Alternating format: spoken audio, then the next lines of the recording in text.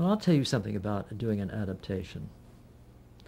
Having said yes to Fred Coe over that fatal lunch that we got to, I was in for it for 2 years. I got to work, and for 2 years I tried and talk about putting everything in. I put everything in. I had a script that was about 200 or 300 pages long. I just put every scene I could think of in from that book, because the book was assembled posthumously. You know, A.G. had not finished writing it. They just pieced things together with Scotch tape and paper clips. And the first decision I had to make, and I had to start making some decisions very fast, is that the story was about two children, one 6 and one 4. The little 6-year-old boy was A.G., and his father is killed in an automobile accident. This is the story, and it's how the family reacts. You see, it's not you never see the accident. You don't have to see the accident, because all we're interested in is how the family reacts, and that's what the play was about. We should clarify, this is for Stage. For stage. This Stage. Isn't for Broadway. Broadway.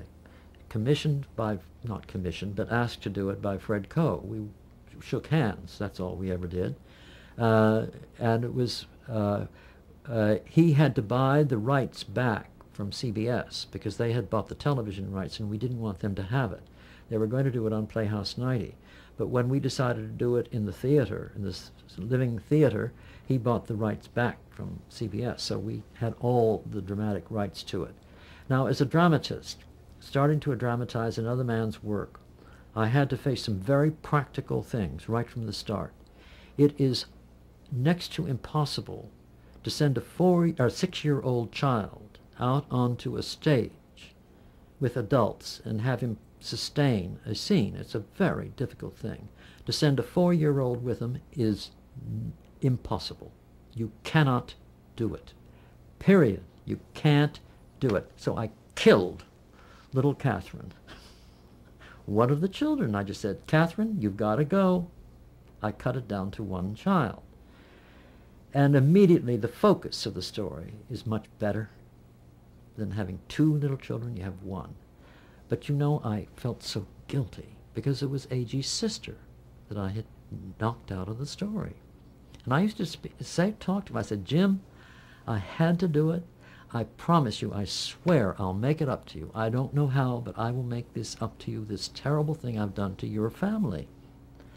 Well, the book was just a pastiche of incidents, and there was one little memory that Rufus, the little boy, had of when his mother was pregnant with little Mary. I said, Jim, you're going to get Catherine back in the story. I'm going to put her inside her mother. Mother is pregnant.